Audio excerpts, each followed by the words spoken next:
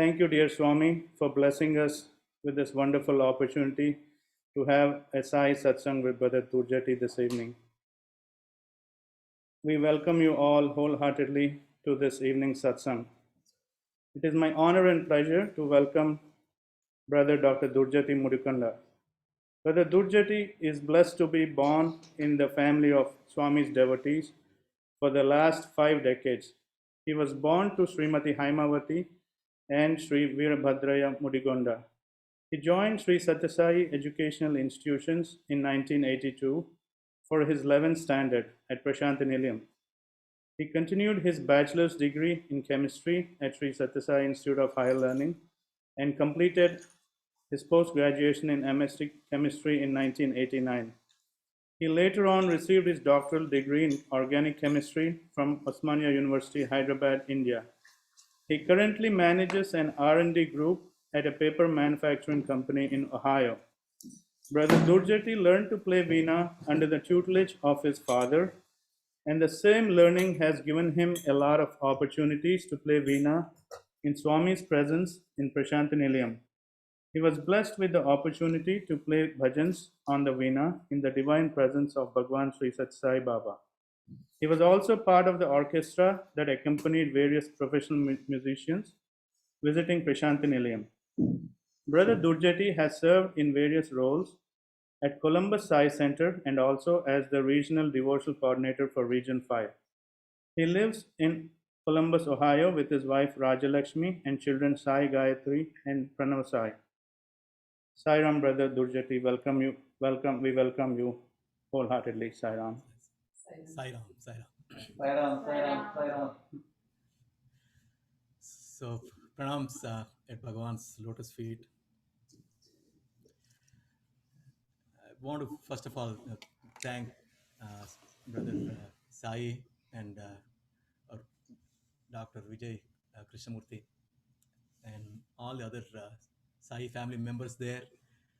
Thank you all for giving me this opportunity. Today is really a special day. It is it's really special for Swami's devotees because as we celebrate Guru Poornima, uh, this opportunity really made me think through some of the things I learned at at Swami's lotus feet by being physically around Swami during those years when I had the opportunity to study in Swami's college, but also with interactions with a lot of elders and devotees of Bhagwan, wonderful devotees everywhere. That they have so many wonderful experiences, uh, and with their learnings, we all evolve together. I think Swami actually said Sai centers are Sai centers are really it's a individual sadhana in a group environment, and I think it truly Sai centers amazing mechanism to help us understand and progress. So today I wanted to share some of my thoughts and understandings, and if some of it is incorrect or if it is not in line with what you think, please forgive me. And but with that, I'll I'll have a little bit of conversations about the Guru Purnima, especially what Guru actually means, uh, the way I have experienced. Then I also play some bhajans on the veena. So all of us know this story of Bhagavan at the age of 14. One day Swami comes. At the time he was called Satya. So Satya comes home from school, and he comes very early from the school actually, and he drops off his books and he goes into the garden of the excise inspector Sri Anjaneyulu. He sits on a rock at age 14. I mean, think about that. At age 14, and Swami sings the first bhajan, Manasa Bhajare Guru Charanam. And this is an amazing bhajan actually. Just the way Bhagavan depicts the whole uh, avataric mission in that is really fantastic. So I'm going to actually talk a little bit about the bhajan. So I'm going to share my screen. So if one of you can confirm that you're able to see my screen, that'll be great. Yes, brother. Awesome. We can see Okay, it. great. Yeah. So I think this is the photograph that we have all seen. I will play the bhajan first. Okay, so I think the bhajan lyrics, I think we all know this, but I should put it up there. Okay.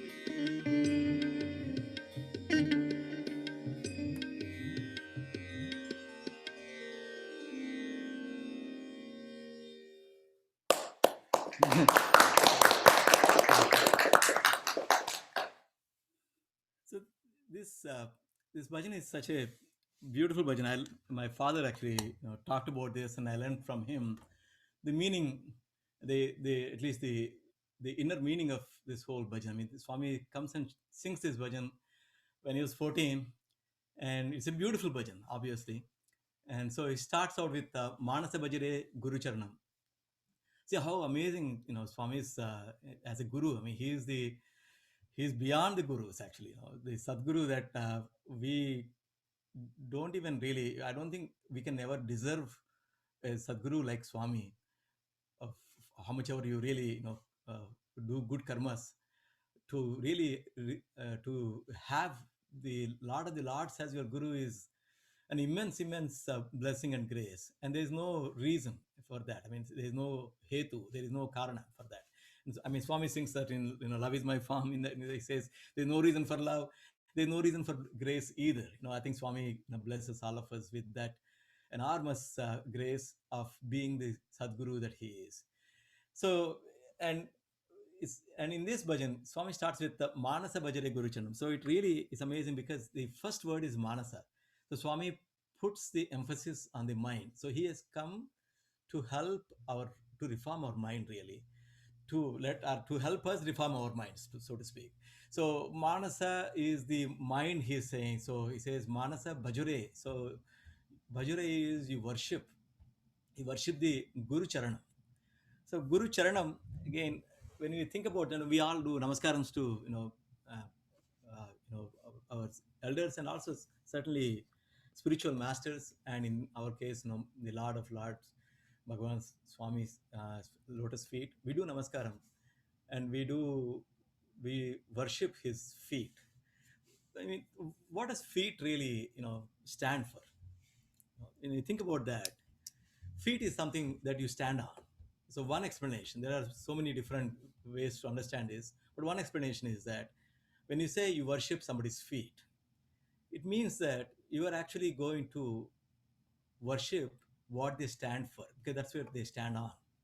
So you're falling at their feet. That means you're falling at what they stand for. What does Swami stand for? And Swami stands for what he said in this is to give us the moksha. So when we say we are worshipping the feet of Lord, we are basically saying that we are worshipping the objective of achieving what Swami has come to give us. So that is the one explanation.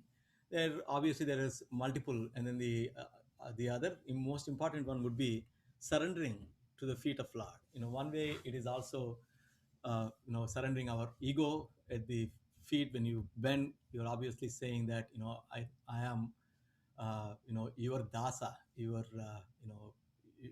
I am actually, I mean, like, I'm your servant. That's what we mean. But it's more than, it's not a master slave relationship there. It is actually of letting go of your ego. When you let go of your ego, you merge at the feet of the Lord. So obviously can go into multiple explanations there, but that is the first first, what's the line of the bhajan is Manasa Bhajare Guru Charanam. So he comes and he prescribes that mind worship the feet of the Lord, or actually Guru in this case. Then Dustara Bhavasagara Taranam. So this is the Dustara Bhavasagara. Bhavasagara is the the ocean of our life. So Swami is clearly indicating that this life is going to be tough. It's going to be very difficult. And Swami talked about this so many, and every great master has talked about this. How the life in this material world is riddled with so many surprises and worries, and you know do get pleasures and pain. So it is the dustara. So it's very difficult to go through it with equanimity. And then he says, Guru Maharaj, Guru Jai Jai. And so how do we go past this Bhavasagara? And Swami says the way you do that is by, worshipping, again, say Guru Jai Jai. Again, you can go back to the same explanation. What do you mean by victory to Guru? Guru, what does it really mean? Victory to Guru actually is there only to help the student, and to help the student achieve the the goal that Swami has come to give us. Swami has come to actually help us achieve, which is again moksha. So it's very cyclical. It's very interesting to see that. When we say Jai Jai, it is really saying victory to Guru's, victory to the Guru, and victory to the Guru is basically our salvation. So in a sense we are saying that we worship the Guru Maharaj, Guru Jai Jai, you're worshipping, and the victory to the Guru is actually victory to our own efforts to really, achieve the salvation.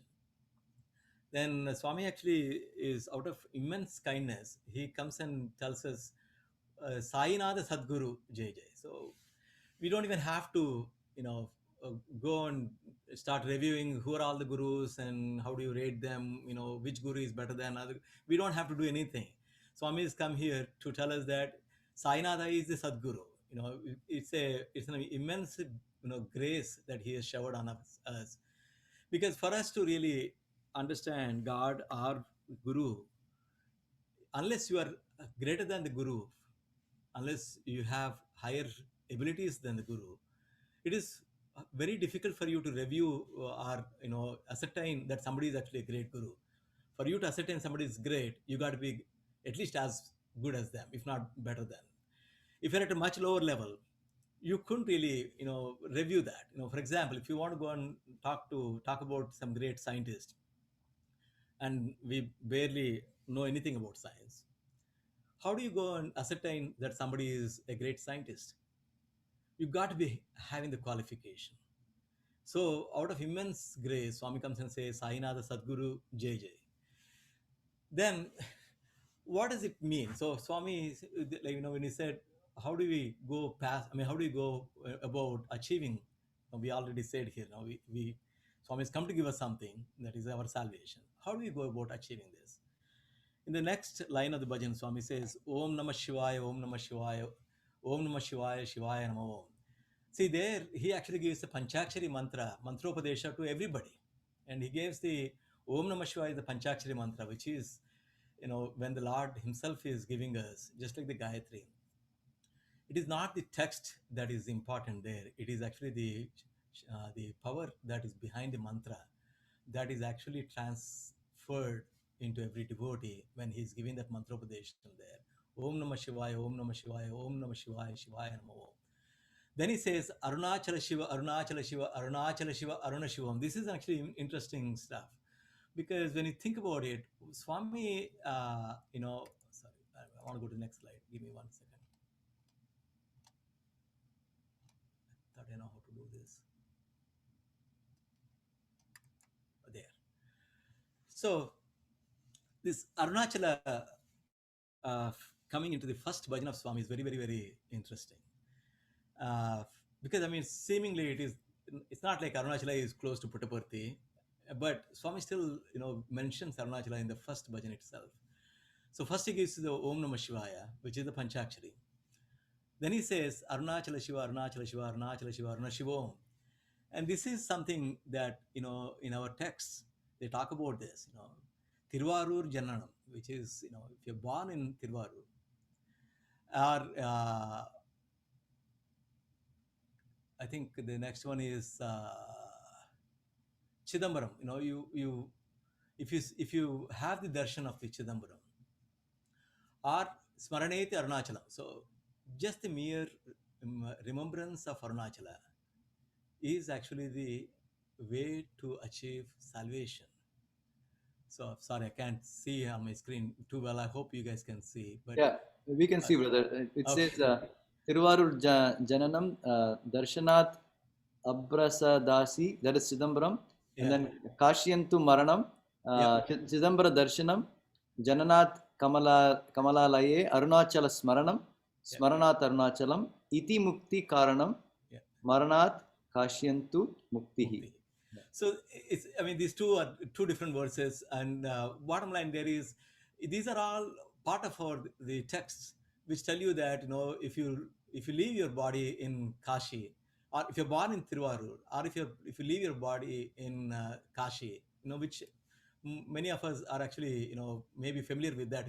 Many times when people want or ready to discard the body as they get old and really old, they actually go to Kashi and then they leave the body there. And that's for a good reason that the Hindu Shastras actually have prescribed that. And the same with Arunachala. Arunachala is just Arunachala Smaranam, just the Smaranam. Smaraneta Arunachalam. So just the remembrance of Arunachala will give you the mukti. So when you go back to the the bhajan itself, Swami talks about Arunachala to indicate that he has come to give you the salvation.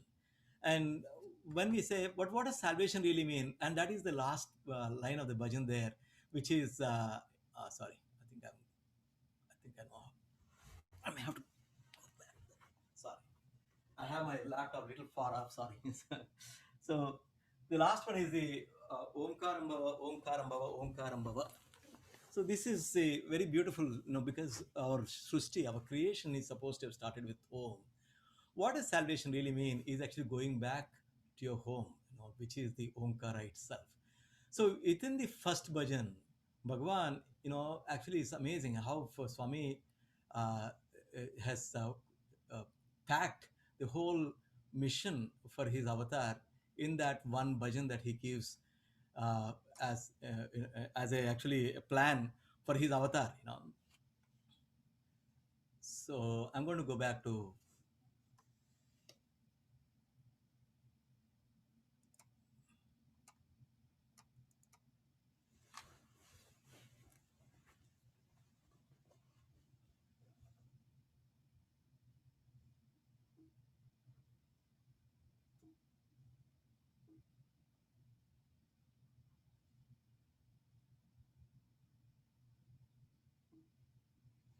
I have a little trouble here. Give me one quick second. Sorry, guys.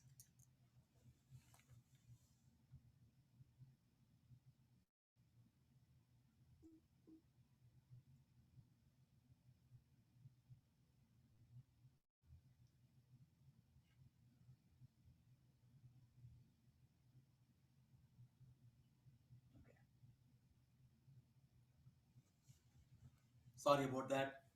So that is the first bhajan that Bhagwan gave to all of us to kind of clarify what his mission is. So when you think about how how each of us actually come to Swami, it's a beautiful story for every one of us. I'm 1000% sure that every one of us have a very unique way that Swami, brought us to his lotus feet. So it started, at least in our case, in our home. Swami, Swami decided to obviously, bless our family. So in 70s, so he brought us to his lotus feet in a very, very miraculous way. How it all happened was a wonderful story. But more importantly, though, the first step really was an external guru. We're all looking at guru as somebody outside where we can see. In this case, Bhagavan came as a human, incarnated into human form, so we can see him and we can listen to him, and he can and we can also have him correct us. So this is how our journey started for our family. And so in 60s, my father was agnostic in late 60s, and he would not really accept. At the time, he didn't really quite you know although he was born in a very orthodox family, he didn't quite take to that due to a lot of reasons. But then and then he would actually meet his friends every evening. He was a lecturer by profession, and then he would talk to his friends, and they all sit and chat. And then somebody said something about Swami in late 60s, and my father didn't have any good comments to make about Swami. It's all in a place about 500 kilometers in a little town in Andhra Pradesh from Puttaparthi. So it's close to Hyderabad. So then when one of my cousins, she had a health condition that needed uh, help from the doctors, and my father took her to numerous doctors, and nothing really worked.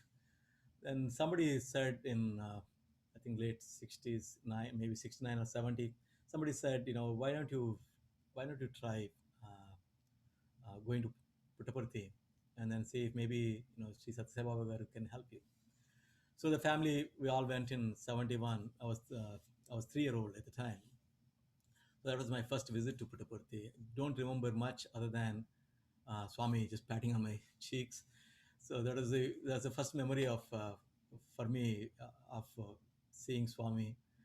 But in that in first I think they reached Puttaparthi on a Sunday, and then a Monday morning Swami gives interview, and then 3 weeks later my cousin was normal. And Swami actually gave some medicine uh, to my father, and he said, give it to that girl and she'll be all right within 3 weeks. And so was she. So that experience of going through this whole thing was life changing for my father. So he became a staunch devotee in that moment. It's amazing how when Swami is, the physical presence of Swami is so powerful, and it just it's actually it's immense grace to be able to actually see that. And one incident in that trip that we had was, Swami, I think my father got Swami called him a few times to the interview room. And the first time Swami called him into the interview room, Swami tells my father, "So Bangaru, on that day, why did you refer to me in those words?" And he said, "To abuse God, knowingly or unknowingly, is a sin."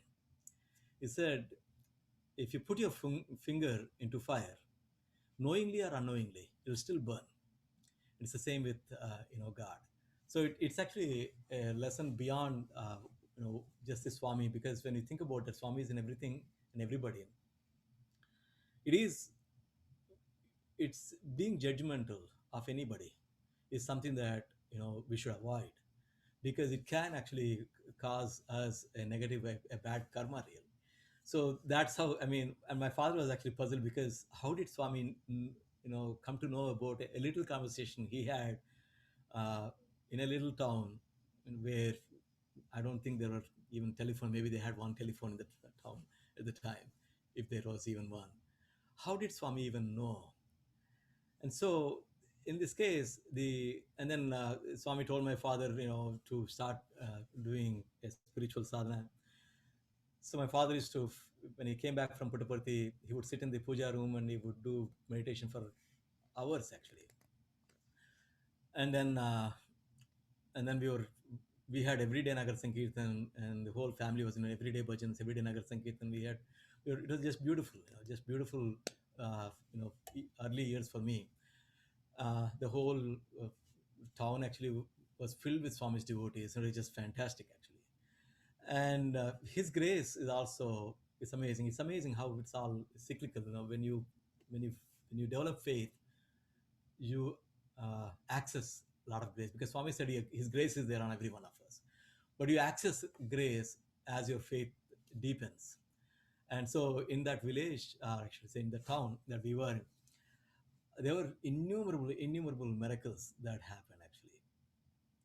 And that uh, even in our home, we would have Swami's Vibhuti come from the photographs, and in fact, some of the devotees' homes, Swami gave footprints. And for my brother, actually, Swami did Aksharabhyasam, which is the starting of writing. When you are a child, this is a ritual in for Hindus. And Swami, we put a slate in front of Swami's photograph, and then you pray that Swami, please do Aksharabhyasam. Mind you, this is 500 kilometers away from Puttaparthi. And then Swami responds, and he wrote Om on one side, and he wrote Om Namah Shivaya on the other side. Uh, and there are just innumerable miracles that happened in that town. But really, the bigger point here is that the guru, who is external, which is how it started as a 5-foot form, indicates his omnipresence, that he is everywhere. Now that's the second stage. So the second stage is this. I'm categorizing them. It's not like they're hierarchical. This is my understanding. So it's another way, another stage of looking at.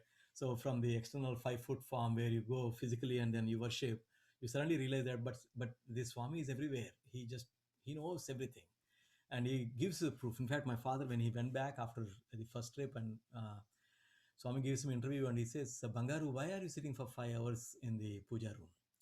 Is it you cannot really focus for 5 hours, and all that this will do is it'll kind of cause you more ego, because now your wife, but my mother has to go and tell others that no, he is busy, he's doing puja, and then everybody thinks, oh, he does 5 hours meditation. So it all adds to your ego. Swami said, just do 20 minutes is good, and but stick to the same schedule every day. And it's and for me, my parents have been my role models in my life, and I'm immensely you know indebted to him for showing me Bhagavan, and also showing me the discipline that you need to practice Swami. So that is the second stage, is where you kind of realize that Swami is everywhere. And for us, when we were in Puttaparthi, and the way Swami actually gave me a chance to study in Puttaparthi was also miraculous. It's just amazing how he has a plan for every one of us, and then the plan keeps unfolding in front of us. And we worry sometimes not knowing what is out there, but he gives you enough clues for you to recognize that he's in charge, and just sit and enjoy. In fact, Swami talks about this in one example. I like this example. He says, if you're sitting in a train, don't carry the luggage on your head. Put it on the luggage rack, because whether you put it on your head or on the luggage rack, the train is the one which is going to carry the luggage regardless. So whether we take the anxieties on our head, or we take and we leave it to God, it is actually God who manages in either case. So it's rather easier for us to just leave the luggage on the luggage cart and say, just sit relaxed and enjoy the ride there. And but for us, I think sometimes you need that confidence that Swami is actually taking care. And invariably, when you ask for it, he gives you the proof that he is taking care. And as we continue to progress in our own sadhana, you get more and more confidence that Bhagavan is taking care, and then you let go of things, and you can actually be worry free. Because a lot of spiritual disciplines are essentially founded on a staunch faith. You must have enormous faith. You must have unshakable faith. You must grow the faith. You must actually develop the faith. You must protect the faith in the early stages. And that's how you know his he responds as your faith is stronger and stronger. I should probably reword that. It is not that he responds, it is that we are able to access his grace, which is there everywhere. Because we ask Swami, Swami, why is that only some people you show grace and others, are not having the same grace? And Swami says, it's not that. It's like sunshine. Or Swami said, sun, he illuminates everything. But if you close your windows, the sun rays cannot enter your home. So you got to open up that part, and then everything opens.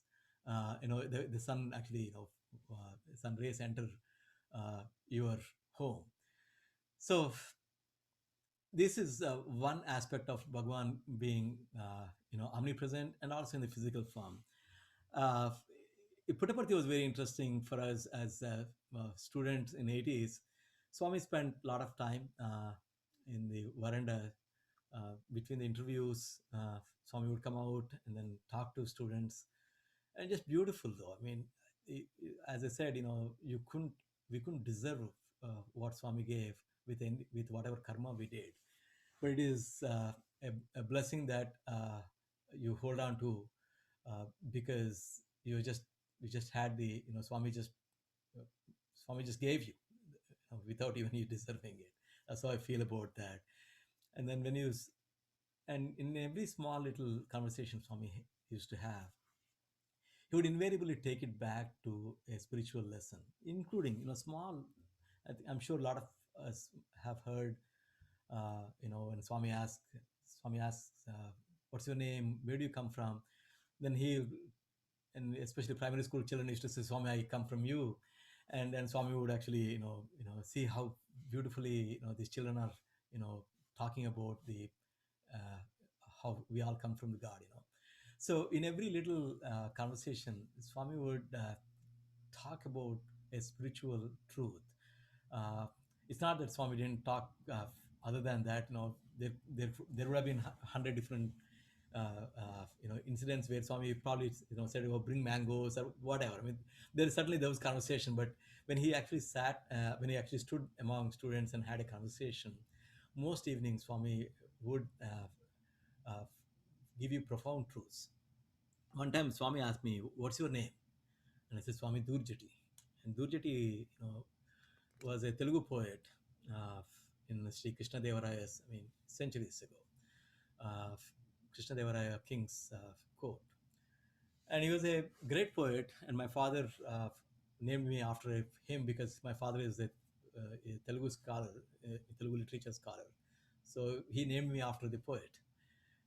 And so Swami asked me, "What did Durjati write?" And then I said, "Swami, he wrote Sri Kalahastishwara Shatakam, which is one of the famous ones, which is talks about the Sri Kala and Hasti, which is the story of the three devotees, which is a spider and a snake and an elephant, how they all worship the Shivalinga. It's a beautiful story. So I was very happy that I was able to answer. And then Swami talks about that everybody knows that story everybody knows. But tell me, what is the inner significance? Then Swami goes on to explain how Sri Kala Hasti actually represent Sat Chit Ananda. And then Swami talks about how how actually what is Chit and what is Ananda. How do you go about a lot of this? So this is a reiteration of the teaching that we were immensely blessed with, to be around Swami's lotus feet, to hear day in and day out. And I think it's true for each of us, whether we were there physically or not. A lot of these conversations, a lot of the discourses, I think there are about 2,000 plus discourses that are out there, and we can listen to them. What a blessing, though! What a blessing that we're able to hear the ultimate truths from the Lord Himself for every one of us. So that is a enormous blessing. I think each of us have to be really, really, I mean, be uh, to be really, grateful to Swami about that. And and sometimes, small conversations. Swami one time he said, what did you guys eat? And then we said, Swami, idli, or what, some breakfast item. And Swami said, your food has to be good, then your head will be good. And when your food and head are good, then you actually reach God. So he said, food, head, God. That's how it goes. And that, small little conversations, how Swami, uh, take it to tell you a spiritual truth was just an amazing thing. And another time Swami came, he was just standing there, and then Swami looked at all of us and he said, "You think I'm short?" A lot of us, when we look at Swami, we think, yeah, Swami is a little short. He's 5'3" and he said, "No, I am Anoraniyan Mahato Mahiyan." This is what Swami said, and so with the you sometimes forget that you're just seeing that you're seeing the Lord of the Lord standing in front of you. You get carried away with the little physical form that we see. And then one other thing I was going to say about this is uh, one thing that Swami did, even Puttaparthi, apart from talking about some of this in a group, but he would also uh, guide in a one-on-one way. I think a lot of people have talked about that. Small little things. And one time, Swami came and he talked about.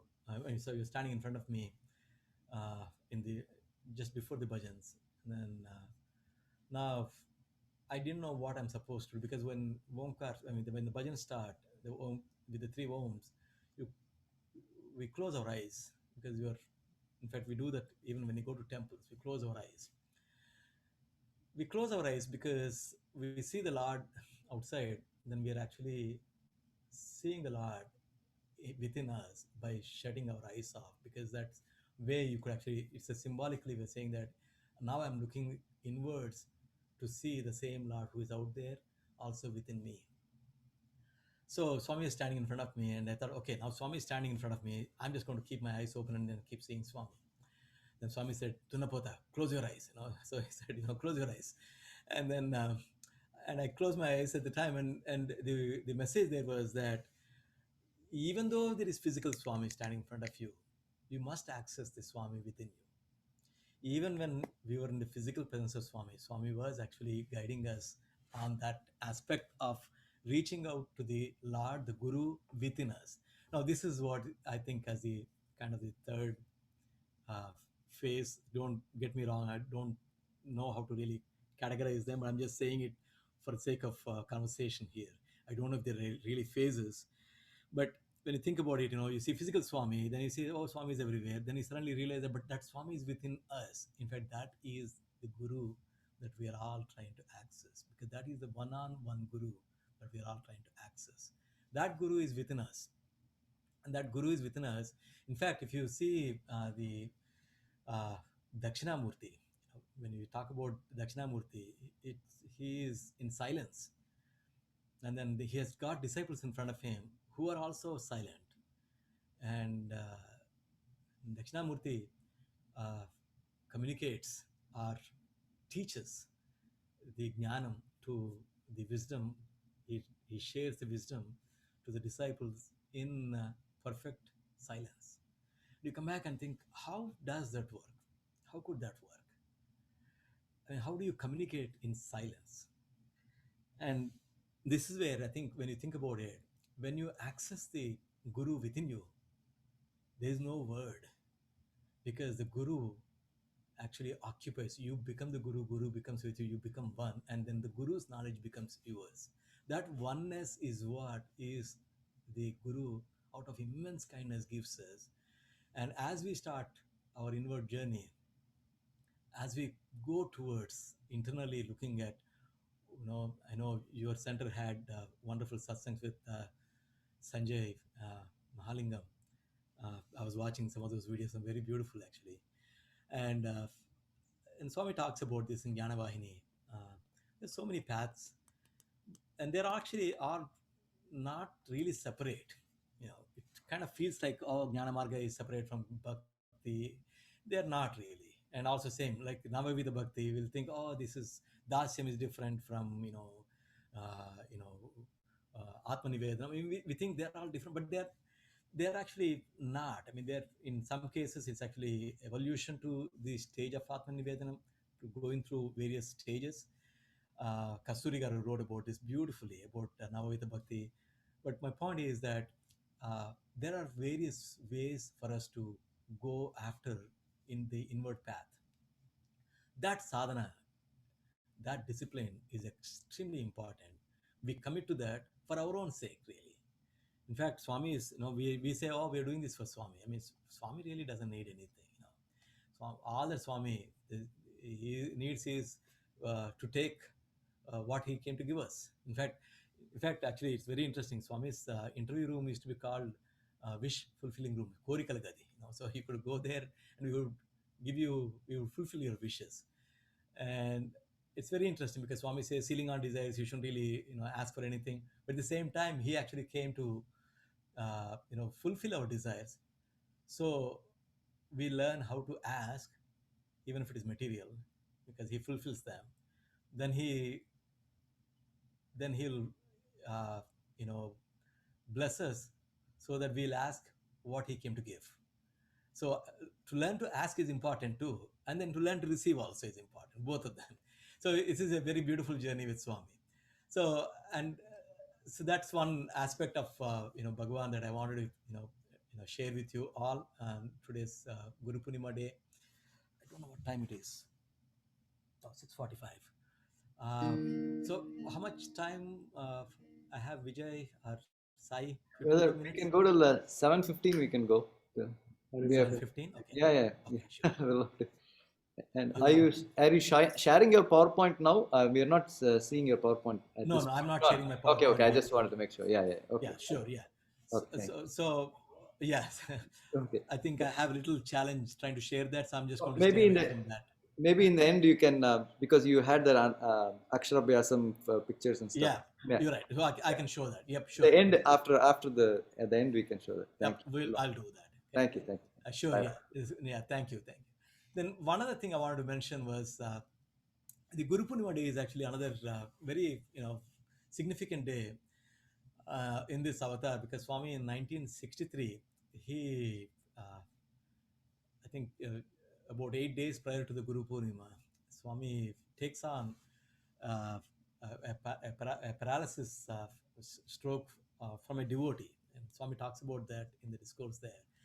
So for about 8 days prior to the Guru Purnima, Swami was in such a serious uh, condition physically. He could not talk, he could not move, and all these devotees, including Kasturi Garu, they were all trying to get a doctor to help, and Swami would not take any cures from the doctors. Then they bring Swami down to the mandir.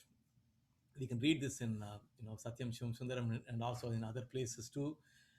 And then Swami comes down, and everybody is very sad to see Bhagwan like that, and then and Swami dips he signals for the water to be brought, and then he dips his hand and fingers into that, and then he sprinkles on his on his arm and also on the feet, on the legs. That was the in fact the left side, uh, and then he recovers, and then he's Swami, who could not speak one word.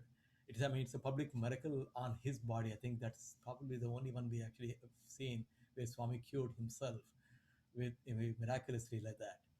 And so then Swami talks about, I think and Kasturi Garu's description is so beautiful. He talks about, Swami says, Dikkuleni vadiki devude gati. That's how Swami starts. That is, for those who have no refuge, God is the only refuge. And he says, this devotee who is, totally dependent on me, he was praying, and I wanted to protect him, so I took upon his disease on me, so that he didn't have to go through it, and this is not the only time I've done. So Swami goes through that. Then also Swami talks about how this whole story about Bharadwaja Muni. I won't narrate that, but it's a wonderful story where Swami, describes he is the Shiva Shakti Swarupa. Again, as I said in the beginning, it's amazing how Swami was so kind to actually reveal some lot of this uh, by himself. We didn't have to go and find out. Oh, Swami is actually God, and he's got this. We couldn't have. We just not even qualified or capable to understand or evaluate Swami to say that he is such and such. I mean, the greatest Vedic scholars were quiet in his presence. So it's some immense grace that Swami actually talks about that, and he talks about how he's being the Shiva Shakti Swarupa. And I wanted to mention that because Swami gave so many different paths, as I talked about. There's a bhakti, which in our case we kind of uh, one aspect of would be bhajans that we do. Where it's nama sankirtana, and music has got a fantastic ability to draw us all in. Then it's a quantum leap. There are no steps really. Once you really immerse yourself, you forget yourself, and then you all that you see is only God. It's a very beautiful way to feel the presence of God. But that said, it's actually also there is a another aspect that is very beautiful. I was talking to my father about this, and he was telling me about how we start bhajans with Omkara, and then we start with Ganesha, and then we end up with generally Subramanya Swami's you know bhajans. And it's very interesting because even though we think, oh, what is there in a bhajan, it's such a beautiful exercise, because it, as I said, not only draws you and then makes you forget your own physical body and then just be focused on the Lord. But there is also kundalini aspect that comes, because Ganesha is the Lord for the Mooladhara chakra. Then Agnya chakra, which is the one between the eyebrows, is the Lord is actually Shiva, but Kartikeya is the Guru Guha. He's also the aspect of Shiva. That's how we start with the Ganesha and we end with Subramanya to represent the rise of the Kundalini too. So even though there's, I mean, like just like the bhajan too, there is so much hidden uh, meaning. It doesn't matter whether we know it or not, but it's just a beautiful feeling when you actually learn about this. You say, oh, it's such a powerful exercise that Swami put for all of us to actually achieve a very good discipline and also good results in our sadhana. And for many times, Swami takes individual, for each of us, he is individual guru. Although we are all sitting in a sai centers, the the the relationship is only us and Swami.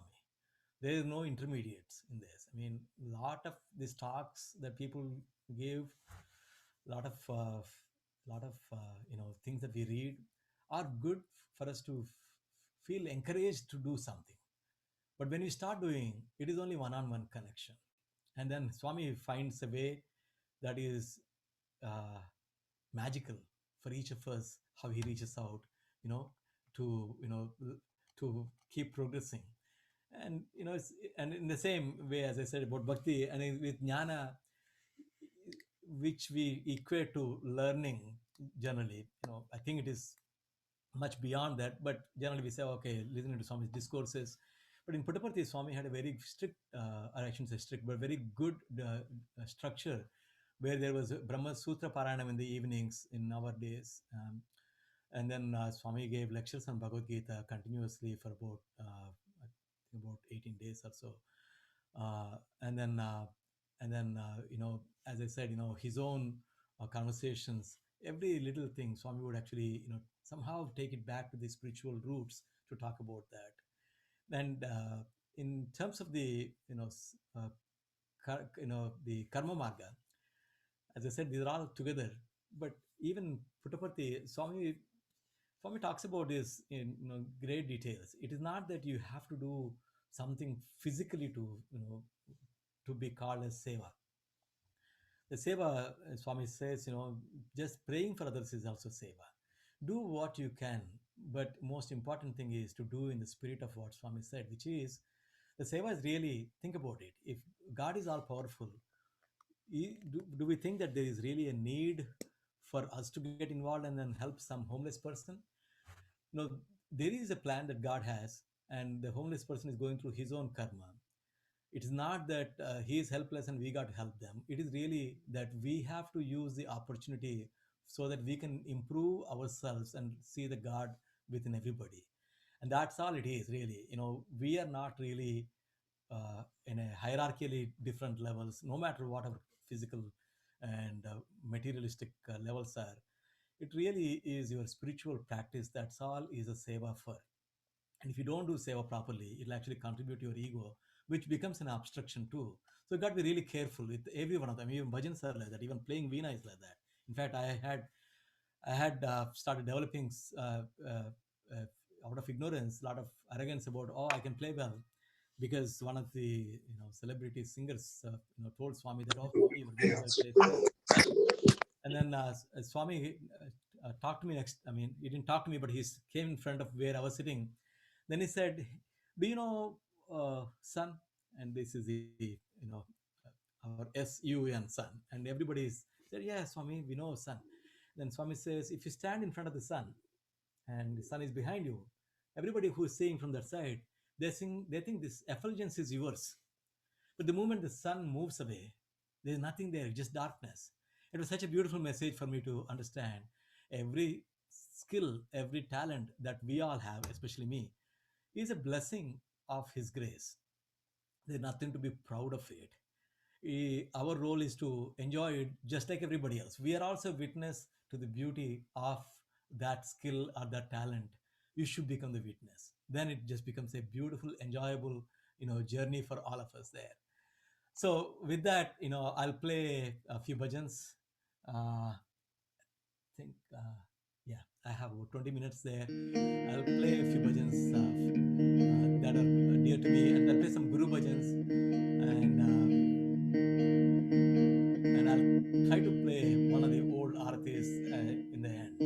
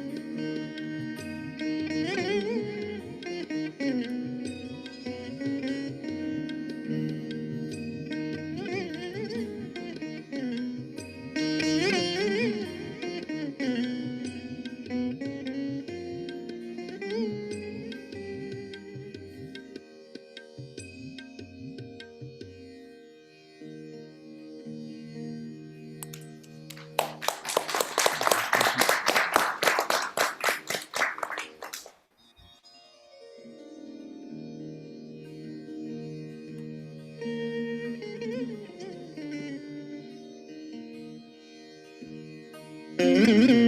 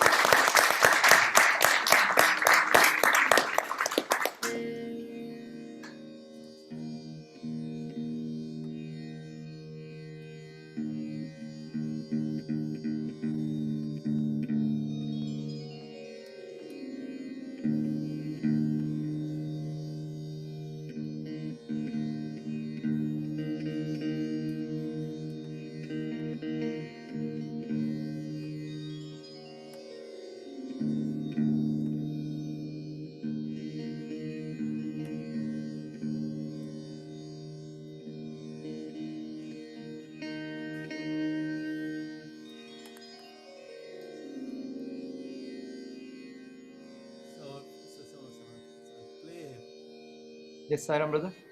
Sairam. Yeah.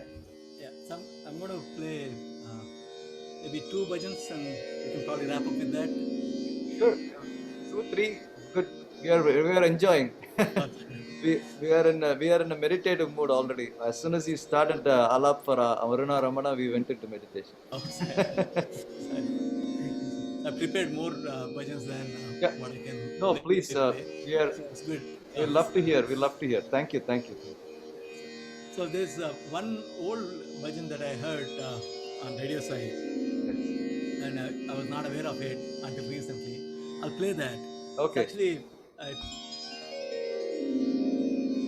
it is. I think we're all kind of familiar with the tune. It's like a Raghupati Raghuva Rajaram. Okay. But it goes like Avatara Rupa Sainath Ambujana Sainath Anadharakshaka Sainath Avatara Sainath Purana Purusha Sainath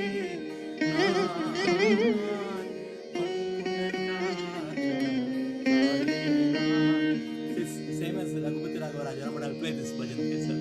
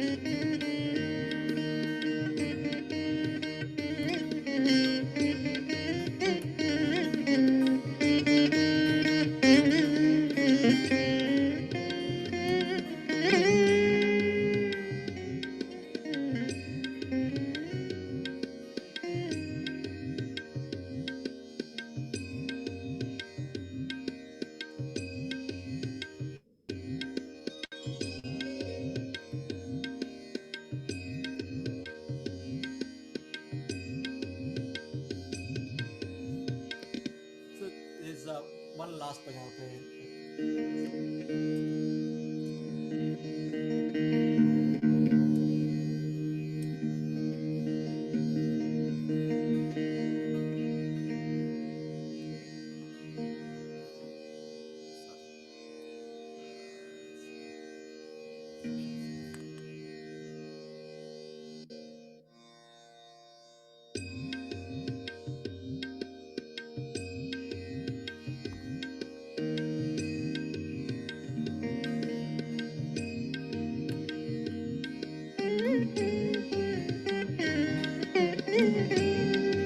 This is the bhajans that Swami used to sing.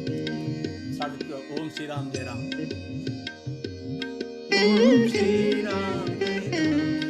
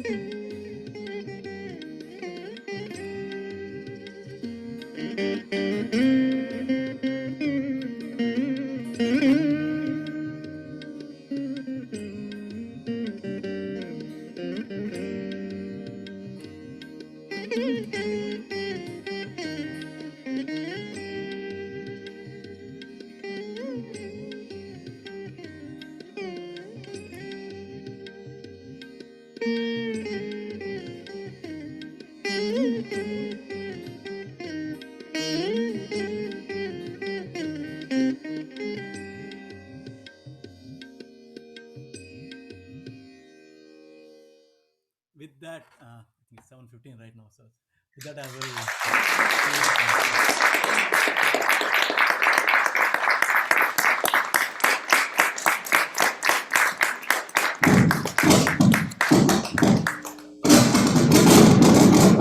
Sorry, sir. thank you all. Thank you all for this wonderful opportunity.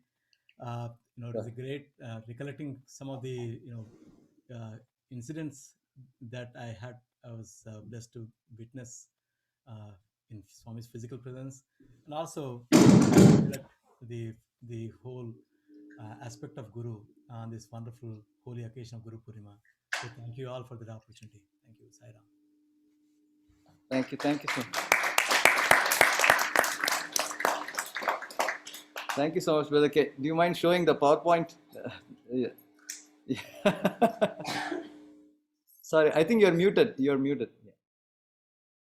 Yep, you're right. Sorry. I will share now. Let me see if it works. Do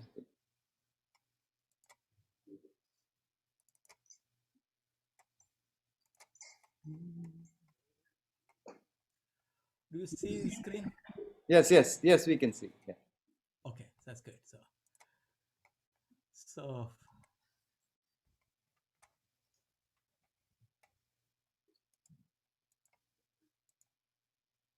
So this is I didn't narrate this experience, but I think I'll save it for next time. Okay. All right. So thank you. You already given us another opportunity with you. So this is the Aksharabhyasam slate that my Swami wrote in our in a devotee's home, actually. So. Beautiful. And then this is Dakshinamurti.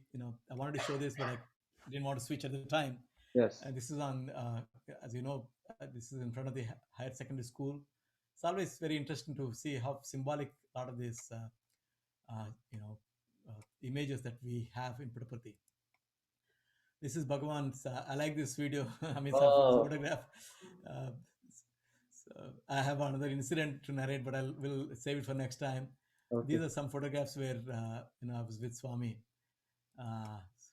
So that was one of the programs that Swami blessed us with, and it's Swami is such wonderful. He puts a shawl on us. Think about that. Lord of the Lords, and he is the embodiment of the arts, and he respects every little child of his creation, really. So a lot of wonderful experiences that I'm sure every one of us have in a different way. And this is what I know some of my experiences were. So. Thank you so much, brother. This is beautiful.